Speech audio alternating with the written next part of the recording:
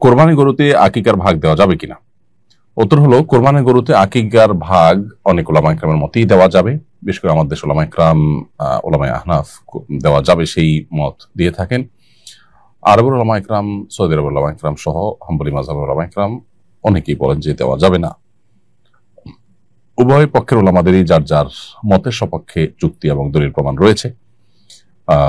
যারা মনে করেন দেওয়া যাবে, ওলামায়ে আহনাফ, তাদের যুক্তি এবং দলিল হলো যে কোরবানি এবং আকিকা একই টাইপের ইবাদত বিধায় একটা গরুতে 7 জন ব্যক্তির তরফ থেকে কোরবানি যেহেতু যথেষ্ট হবে, অতএব তার কোনো একটা ভাগ আকিকা হিসাবে যথেষ্ট হবে।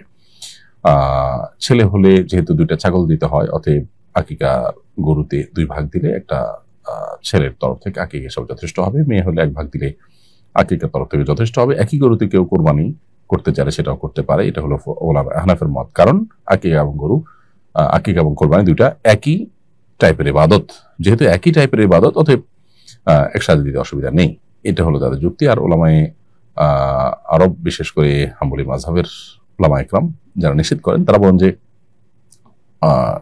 কোরবানি এবং আকিকা 2টা মৌলিক টাইপ এক হলেও পার্থক্য আছে। আকিকার ক্ষেত্রে নেসাবের বিষয় নেই।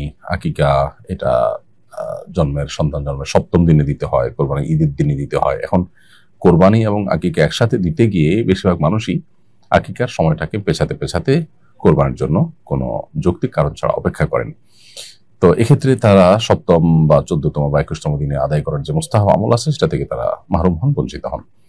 সেজন্য এটা অ্যাভয়েড করে আকিকা যথাস্থানে, অর্থাৎ 7ম, 14তম বা 21তম দিনের মধ্যে দিলে উত্তম। কোনো কারণ যদি না দেন, কোরবানি ঈদের সময় দেন, তো আদায় হয়ে যাবে। এবারে কারো ভিন্ন মত নেই। তবে একই গরুতে আকিকা কোরবানিকে মেশানো যাবে কিনা, এটা নিয়ে ভিন্ন মত আছে। কেউ যদি ইখতিলাফের ঊর্ধ্বে উঠতে চান, তাহলে সেক্ষেত্রে আলাদা আলাদা দিতে পারলেই ভালো।